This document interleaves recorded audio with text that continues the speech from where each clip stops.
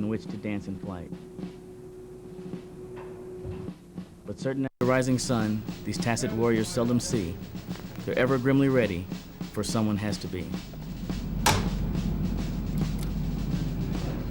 A group of men who love their land, who serve it long and well, who stand their thankless vigil on the brink of man-made hell.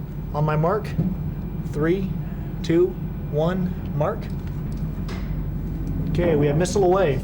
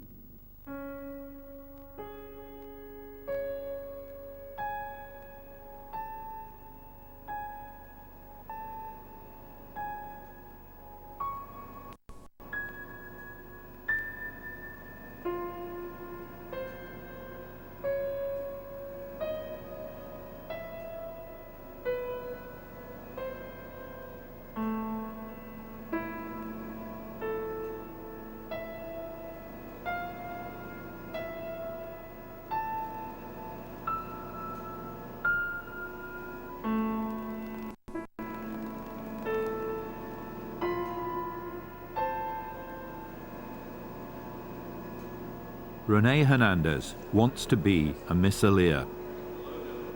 Over the next few weeks, he hopes to survive his training to join an elite community of men and women who are ready to do the unthinkable. If the call comes, Rene's job will be to launch America's intercontinental ballistic missiles. For more than 30 years, the missileers have watched and waited, and 10 years after the Cold War, they're still on alert. Today, Rene Hernandez is seeing the real thing for the first time. I suppose it looks a little more menacing than you actually picture in your mind, finally looking at it. Just knowing what it's capable of. But as far as launching, yeah, it just adds a little reality to that as well. My wife, who was in the military before, she said she couldn't do that. She wouldn't have accepted that assignment, and she had a little heartburn about me accepting that assignment. The first reaction is, those guys still do that? And I'm like, well, yeah, because I'm one of them. And my family, it's funny, they think that all I have down there is like me and this red button, and I get a telephone call from the president. I push it, and that's the simplicity of the way they see it. And they're like, well, you can't do that. Can you do that? You're gonna be able to push the red button? And I tell them, well, you know, it's a lot different from the way you perceive it from the movies.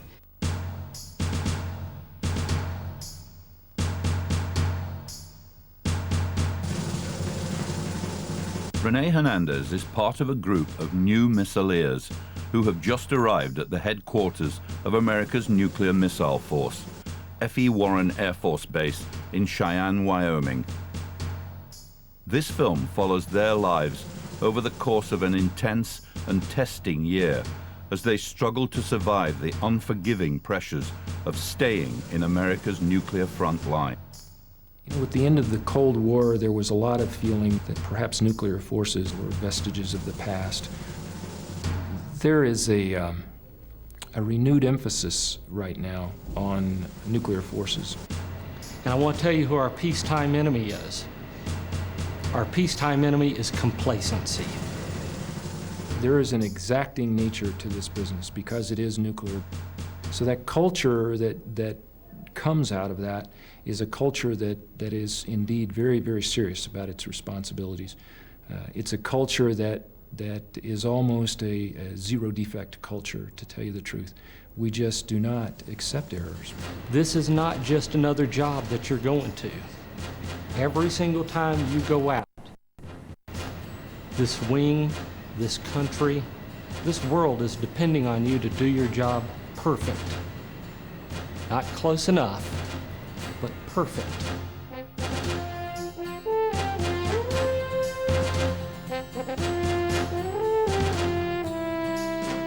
The military tradition linking muskets and missiles is inescapable in Cheyenne. F.E. Warren Air Force Base is the oldest continuously occupied post in America, established in 1867 to defend the pioneers and the new railway from Indian raids on this remote western frontier.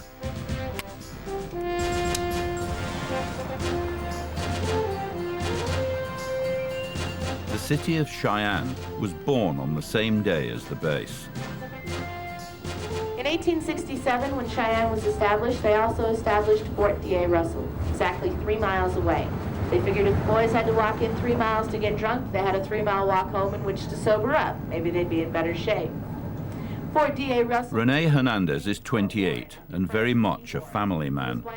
For him and his wife, Carrie, their new life on the windswept prairies of Wyoming is a long way from home. We like the area. It's a good area to be with small children. I think it's pretty in its own way. I like the stars at night and the rolling fields and the antelopes running around too. It's pretty cool.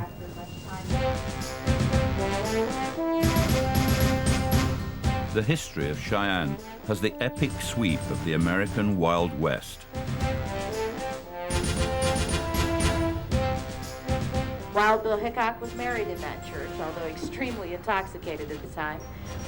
5 weeks later, Wild Bill Hickok was shot and killed in Deadwood, South Dakota, holding the infamous dead man's hand, full house, aces over eights.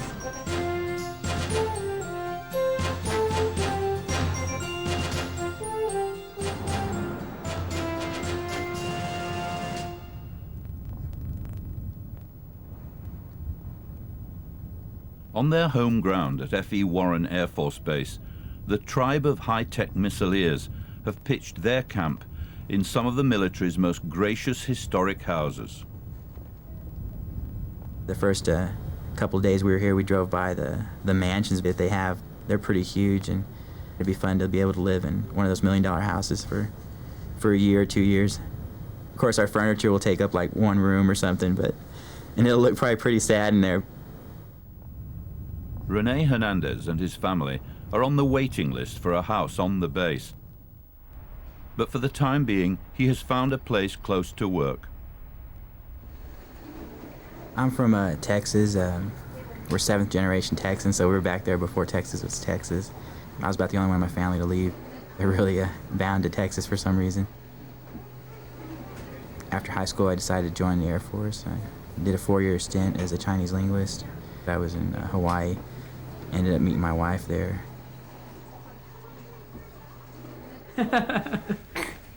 Rene became an officer and began training as a pilot.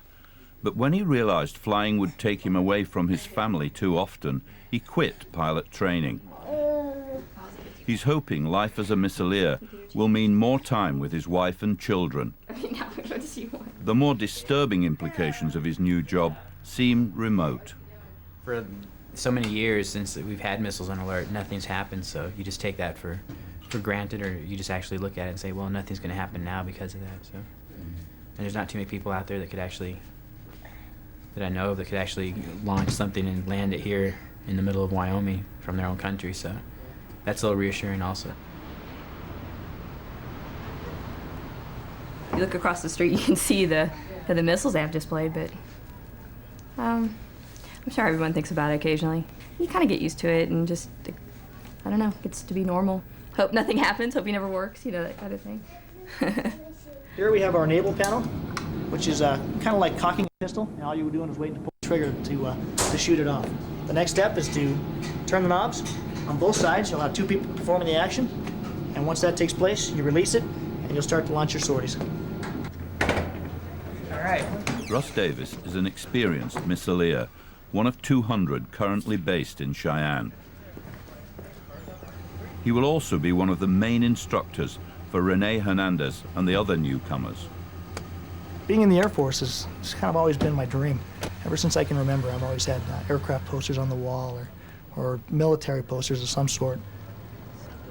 I left high school in a very bad position. I didn't really position myself to do very much outside of high school because I didn't take it real seriously. And I wasn't very mature and responsible at that point in my life. And the Air Force kind of turned me around. They focused me in on what I needed to do, showed me a direct path to success, and I decided to take that path, and everything has surfaced exactly how I'd hoped it would. Today we're going to be talking about the interspiral breathing apparatus. Imagine yourself on alert. Your crew partners. Russ Davis is part of the endless process through which generations of newcomers are inculcated into the curious rites and secret rituals of going on alert. First one we're going to talk about is the WSC and the MCG, CMCC. Same thing with the Hicks-Keene variable. It's a culture which has its own mysterious language and stern disciplines, and the Missileers must learn to live with the customs of the tribe. The training is pretty much the biggest indoctrination course because it's so stringent, and it requires a great deal of mental capacity and just stamina to keep up with the training regime that we're required to do. I think after a period of time with our training, it becomes mechanical. You do something enough, whenever you are required to do it, you're going to do it. And that's really what the bottom line is for our job. You're operating the world's most devastating weapon system. After 8 months of basic training in California, the newcomers are now faced with the ruthless demands of the community they hope to join. This week, for instance, this class has taken 4 tests, and they're required to get 100% on the test in order for them to be combat-ready missileers. Once you get the mask on, you want to inhale slightly to open the positive pressure valve. It seems a little overwhelming, especially these first couple weeks. It seems like there's a lot of emphasis on perfection, and you think, gosh, am I ever going to get all of this? There's so much information, and I take it very seriously, and I know that when you're dealing with nuclear weapons, you must be perfect, and there's no room for mistake, so that's a lot of pressure. Good job. Get 100%. Cool. Terrific. Thank you very much, sir. Good job. 100%. Oh, Jesus. Outstanding. You're hired. In this field, they want you to be perfect, and you have to really know wrong decision from a right decision. So that's the way the tests are. Well, you missed one because you didn't answer one. Oh, golly. That's a hard way to go. That is a hard way to go. I'll let you go back and answer it. Just don't look at the answer. I missed one question in my first test here. I double-checked it, but I didn't triple-check something. Okay, go back and answer this question and come back. This is our mascot. This is Spot Check. And he's just one more reminder every time we come in here that we need to check everything that we do and then check it again.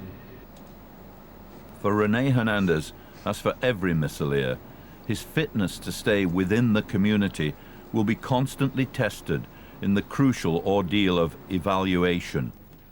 Rene's ability to stand up to evaluation over the coming months will determine whether he will survive as a missileer. It's very difficult to perform at that level, obviously, and people really can't. And that's where the conflict comes in, because people are people, they make mistakes, but the missile business doesn't always allow for those mistakes. And that's something we deal with on a day-to-day basis. Trying to do your best, sometimes not measuring up to it, and realizing that you can't judge your self-worth by your performance in this job, because it's almost an unsurmountable obstacle to reach 100% of the time.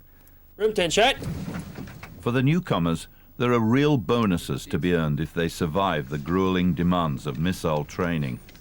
Experience as a missileer is an important passport to speedy military promotion, and missileers can command big salaries in high-tech industries when their service days are over. My boss did some checking around and said, what does Bill need to do to progress on in his career? And they said, well, he's never worked in the missile field. So he said, okay, he's going to go work in the missile field. So it was a decision that my boss, looking out for my progression, said, Bill, you need to go work in missiles. And I said, yes, sir, and saluted and went to missile training.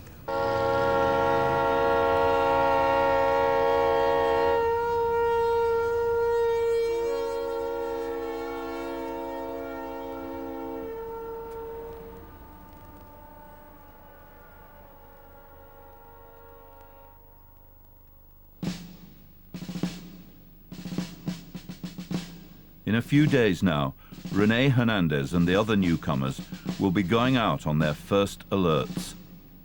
After all the training and the simulations, they will come face to face with their daunting responsibilities. For the moment, though, the base is in holiday mood.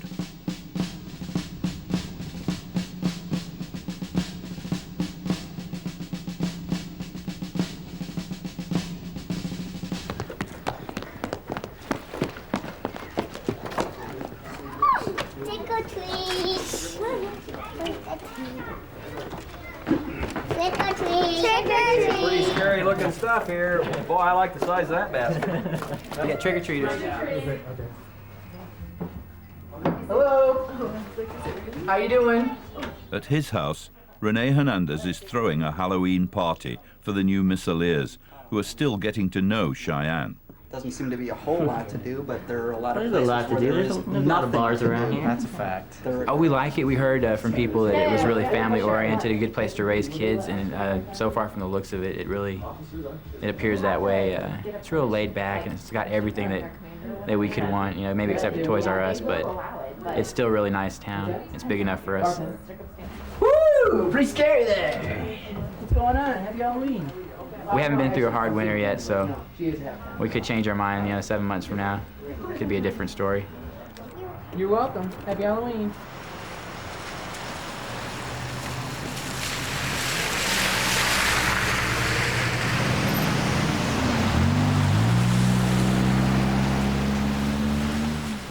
With his first alert only days away now, Rene must complete a trainer ride.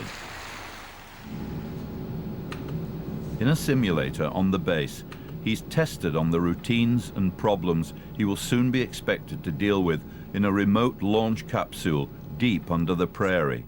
This is your first initial trainer ride.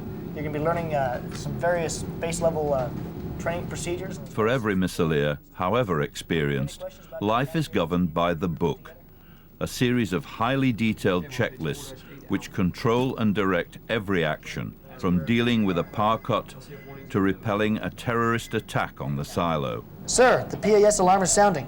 We are breaking out the shotguns and donning our gas masks. We are raising the B plug and remove power from it. Standing by. It's not done everything to Cat 1 degree. I agree. You're going to penetrate LFs, okay? Contact cannot be established. Let me ask you if they've heard any gunshots. Have you heard any gunfire out there? Are you being attacked? Okay, that's lost contact now. Take it back. Noise level in the LCC. 626. Okay, I'm going to EPAP. Yeah, I'm on EPAP. 34, that's 22. Yeah, let's go ahead and check air. That's something they always tell you. Make sure you're doing the checklist. You're reading the checklist. Okay, step 1, 14, 16, 18, NA.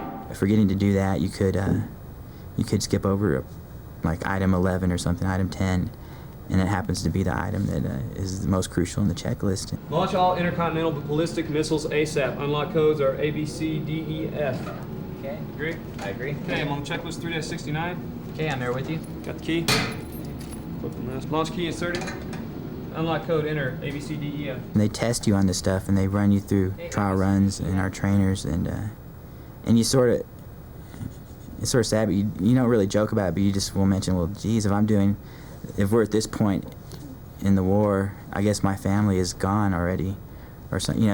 It's just things that you realize that if you're doing them, that things aren't doing too well up topside, and you tell yourself that, well, I'm going to do exactly what I'm doing in training. Enable switch to enable. Okay, we're good to go. Hands on keys. Okay, on my mark. 3, 2, 1, mark. Looking for ELC message transmit. Got it. Release. Okay, there it is.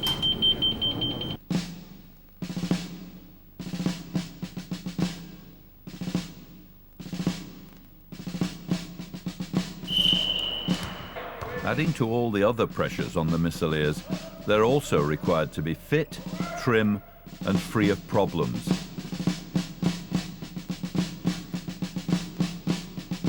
It's all spelled out in the ultimate checklist, the PRP, or Personnel Reliability Program. You are hereby ordered that upon entry into the missile field, you must abide by the PRP program. And anything that you do that is contrary to the PRP program is subject to punitive measures, so be very cautious. I'm going to start off talking to you about what Getting certified under the program is the final rite of passage in becoming a missileer.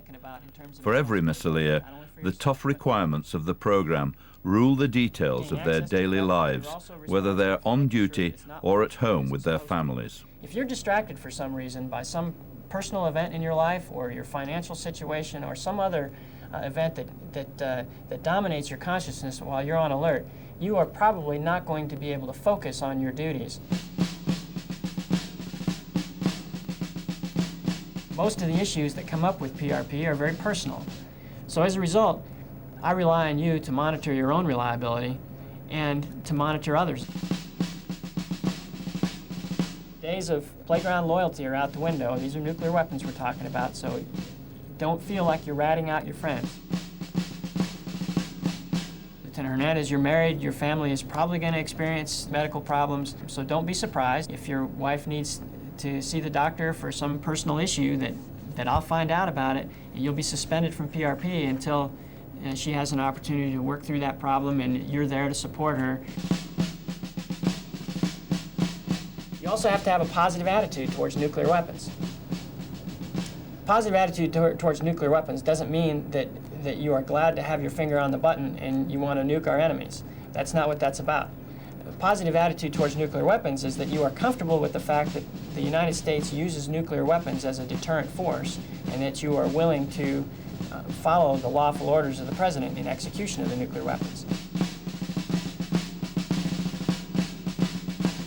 I reviewed your records, and what I'm going to do now is certify you both to perform PRP duties in the 320th. And Lieutenant Hernandez, this one's for you. Okay, congratulations. Can we say bye-bye, Daddy? Bye-bye, Daddy.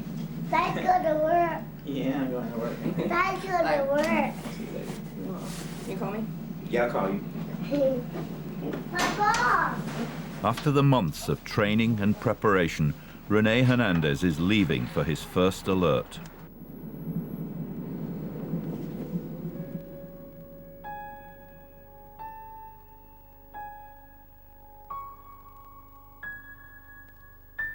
You finished your training, and this is one last time to make sure that you understand the importance of the job that you're about to undertake. This duty should be enough to wake you up in the middle of the night. Never underestimate how much we are counting on you to do it right. Yeah, I guess I am a little nervous. I think I'm more nervous actually just leaving my family alone, with the way the weather is around here. Rene's first alert begins like every alert, with careful preparations for the hazardous 100-mile drive into the empty prairie. Survival kit, shovel.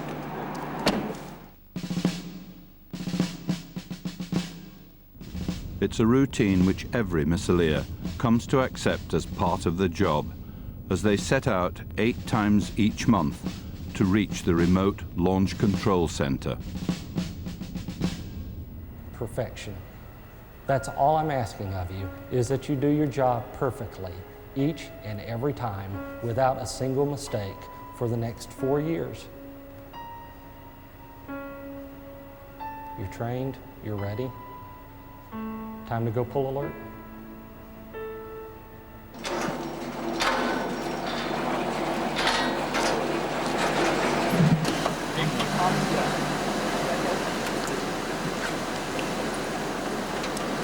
Good on this side.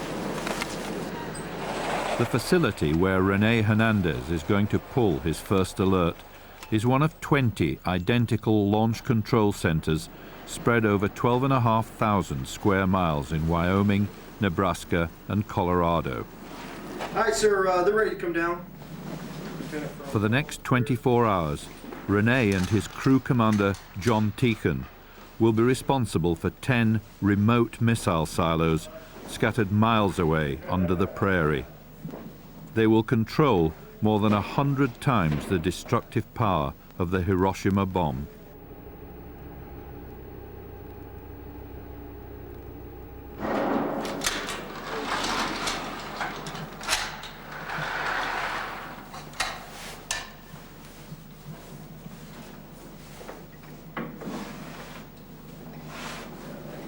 Stand clear.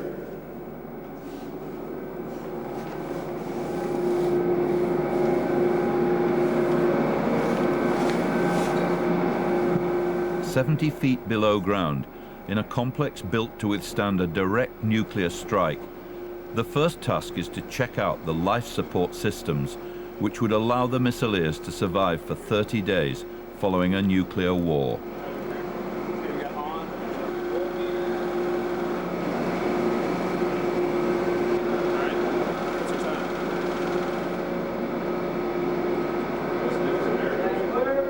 As they take over from the outgoing crew, neither Rene or his commander know where their missiles are targeted. Missiles can be quickly redirected, but the targeting is beyond the control of the missileers on alert.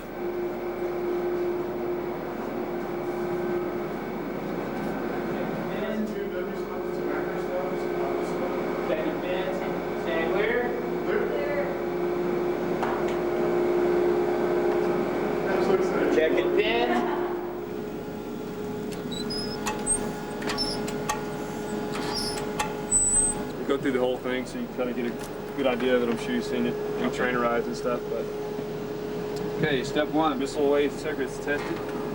Okay, that's pretty good. Okay, I got them all. You can reset them. The console, VDU power switches on. Okay, they're on. As Rene gets to know the capsule, which will be his workplace and second home over the next 4 years, the routines endlessly rehearsed in training become real. Okay, auxiliary alarm panel 12 through 24. ESS failure off. Facility alarm and EV fire alarm. In the back of your mind, you always have, well, hopefully, we never would ever use them, but it's not too far beyond, the possibility that it could happen. Okay, sir. All right, was it check in? Yes, sir. It was pretty scary. You've been in training for approximately 9 months, and you hear the horror stories from people that have done it and people that haven't done it. And you get down in the capsule, and we split it up. The commander will go to sleep for about half the time we're down in the capsule. And you're in there all by yourself with this nuclear weapon.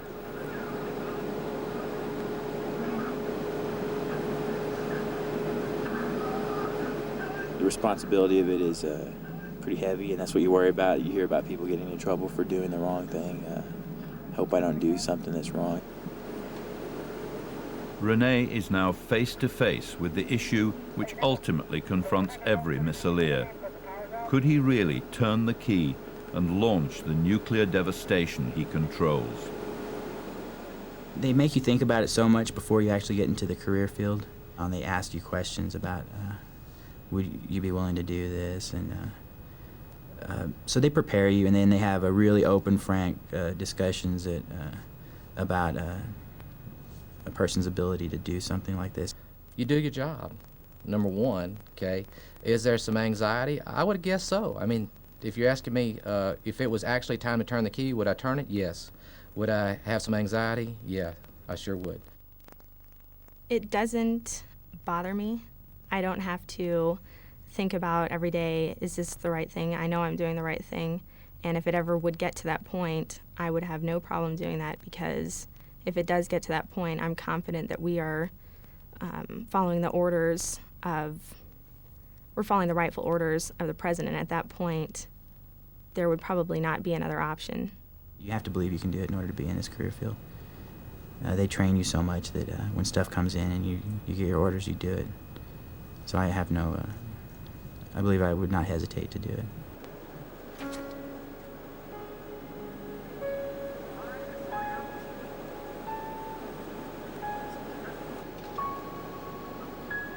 Rene Hernandez's first alert passes without a hint of Armageddon. His 24 hours in the capsule go by in a routine of status checks, reading, TV watching, studying, and sleeping. CSR was good. And then we got as expected. It didn't give us a... It's a pattern which is replayed like a stuck record for generations of missileers over the past 30 years. Rene has been initiated into the unchanging rituals of a job which is about never having to do the job. That's exactly what we hope. We provide this deterrent force here, and by its nature, it is supposed to deter actions by other people. So inaction on our part hopefully produces inaction on their part. So that's just the nature of deterrence, and we're very proud of the fact that we are ready to go at a moment's notice, but we hope to never have to go. I miss my family when they're gone, even for 24 hours since I've been gone, so I'm looking forward to seeing them.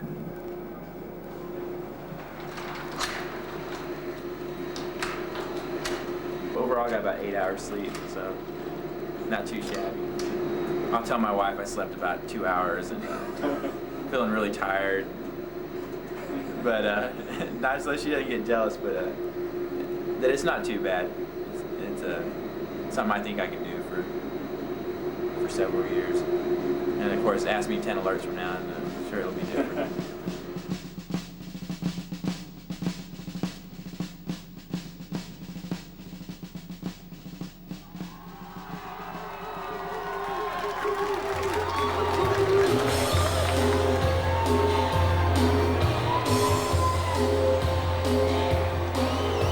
Let's rock!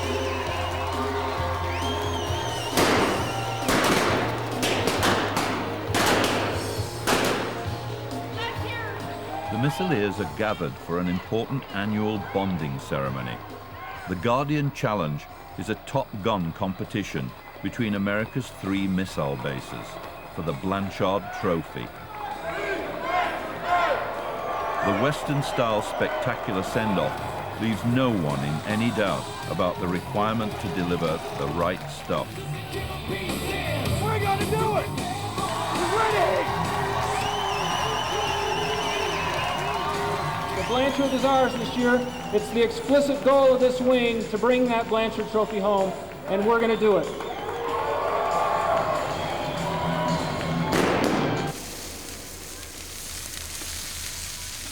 I still like it. They're not too bad, the alerts.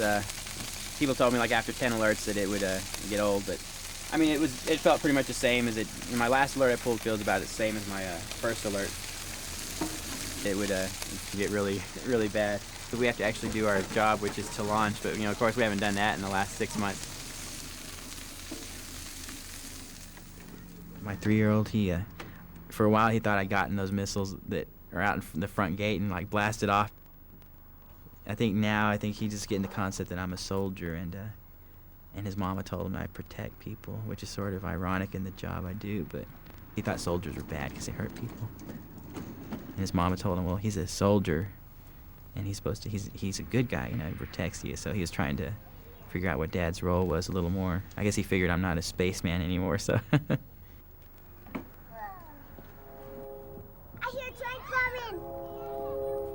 The Hernandez family are moving up the list now for a house on base. But for Renee's wife, Carrie, who's doing a university degree in computer science, the alerts are becoming something of a strain. She doesn't like it too much. Sometimes she says it gives her almost a feeling of being a single mother because she has to take care of the kids and by herself without any help from me.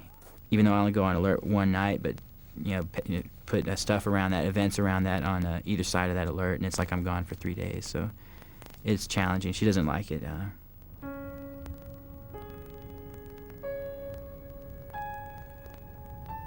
100 miles from home, the domestic details of the above-ground missile alert facility mimic the comforts of an American suburbia.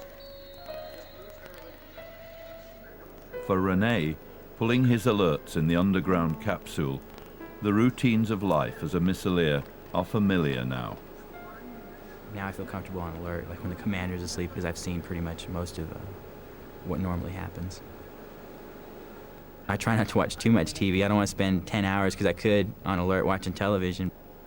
I know the commanders want to hear me say, like, studying, like, 8 hours out of the time I'm there, but the leisure time, you have to spend it doing something that's not boring you to death. So watching TV, reading books, And then I usually throw in, at least an hour on most alerts of study time, sometimes 2 when you have evaluations coming up. Rene's evaluation, the crucial test of his fitness to stay within the tribe of the Missileers, can never be far from his thoughts in the long hours on alert.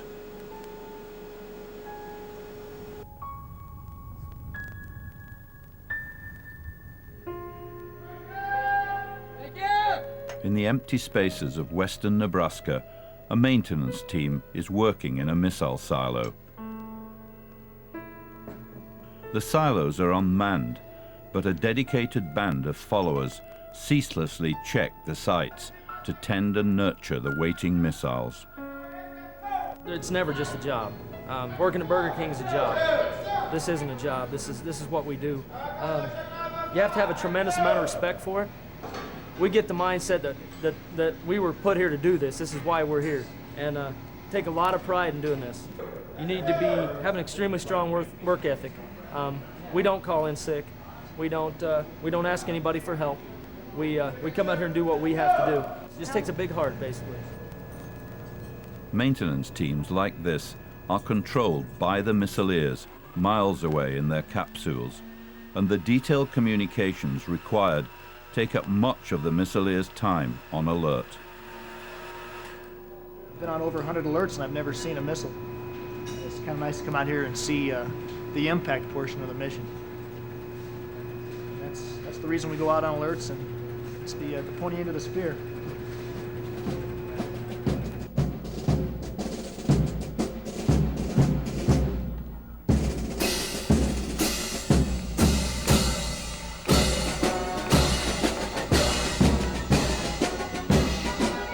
For a few days each year, the city and the base share a very special party.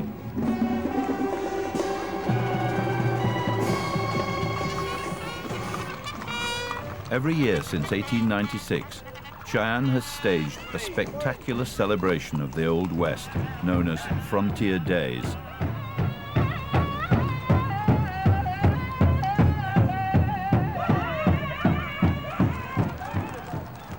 For the Missileers, Frontier Days is also an occasion to celebrate the relationship with the city. The town and the base they're kind of two peas in a pod, really, because they're so reliant upon each other. But I think for Frontier Days, we support them a great deal. And it's kind of nice because it gets us off base and gets us in the community a lot. And it's kind of chaotic just because the town grows to 2 or 3 times its actual size. So we actually have people forgetting how to drive and all kinds of good stuff. Since the beginning, the base has played a vital part in Frontier Days. The planning and preparation draws volunteers from both communities over the entire year. Military men and women help to organize elaborate Western balls and to choose Miss Frontier. Missileers serve beer and help to clear up after the horses. It's the moment when the two tribes and the two cultures meet and mingle. Happy Frontier Days!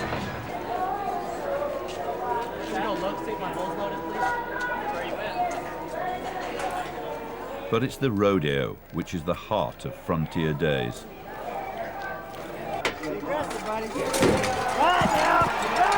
It's known as the Daddy of 'em all, the biggest outdoor rodeo on Earth.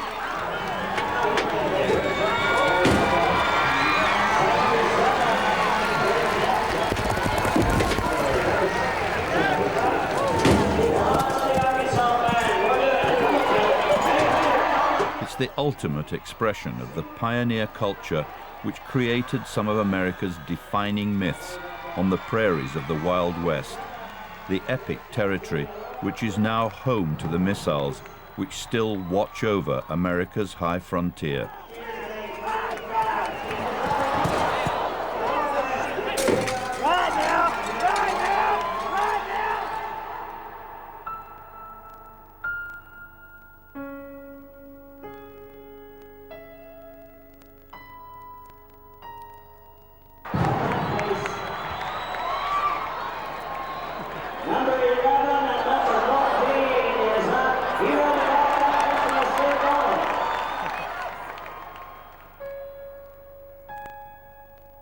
What we do gives the general populace the peace of mind to go on with their day-to-day business.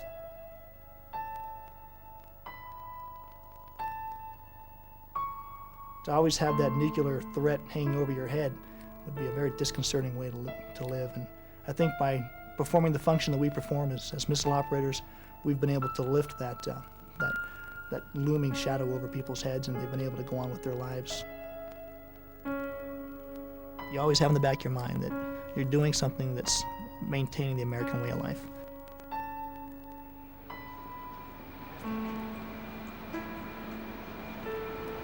Rene Hernandez faces the ultimate test of his fitness to do his job on America's nuclear front line. With Ross Davis as his commander, he's about to undergo his first evaluation, an intensive review of his skills as a missileer. Good afternoon. I am Captain Gross, your operator for this evaluation. What happens to Rene and the trainer now could have a devastating impact on his career. From the classified documents. They demand that you just perform flawlessly. And when I say flawlessly, it could mean the difference between a half a second or 1 second flipping a circuit breaker just because you're stressed out about the evaluation environment. They're very challenging. If you do well on them, your life is very simple. If you don't, your life becomes much more complex, just dependent upon how you did that day in the evaluation. FSC. Yes, Lieutenant Hernandez, we had a change at Echo 7, the IZ reset. Understand. All right, thank you.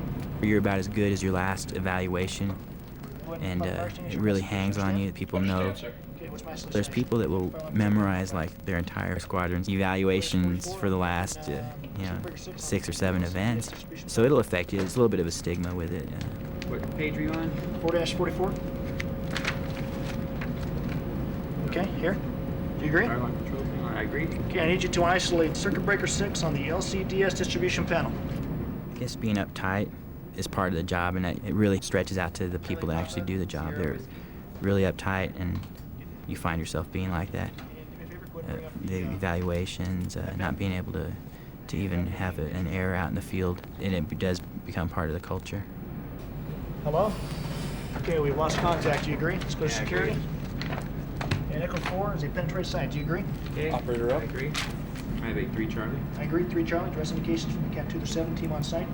For loss of For contact. people who really have their eyes set on advancement, you can have an honest-to-goodness mistake in these evaluations, and it'll stick with you for the entire time you're here.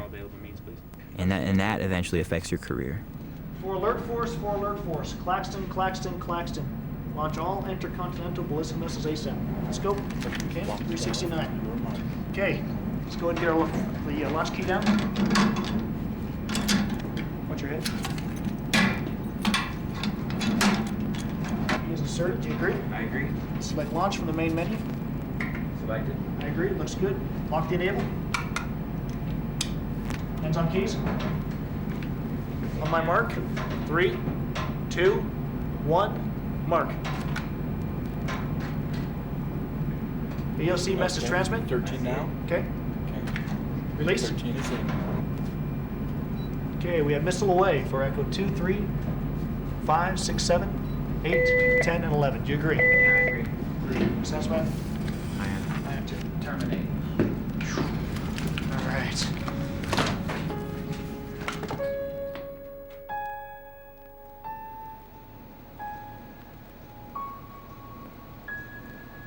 Hopefully in 30 minutes we find out how it went. I think the longer you wait, generally it's not good news.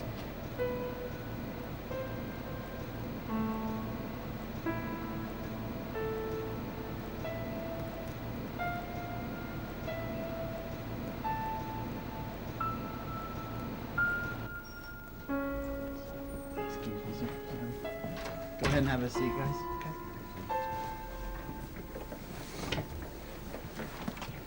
The final results for the evaluation are highly qualified for the crew. The crew committed 0 major errors and 1 minor error. Overall, for the commander, I thought you were a little bit nervous at first, but once you relax and calm down, I thought everything went real smooth. Looked like you were real comfortable in there, like it was nothing new to you. And then I thought you did a really good job leading the crew. It was a real strong performance for the crew overall. So overall, good job. Congratulations. Congratulations. Thank you. Good job. Congratulations. Thanks, Andre. Good job. All right, thank you.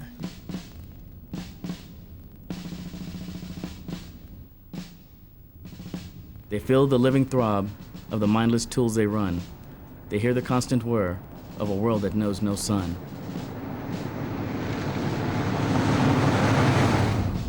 Beneath it all, they're common men who eat and sleep and dream, but between them is a common bond of knowledge they're a team. In a boredom flux with stress, encapsulated they reside. They do their job without complaint, of pleasure oft denied. For duty, honor, country, and a matter of self-pride.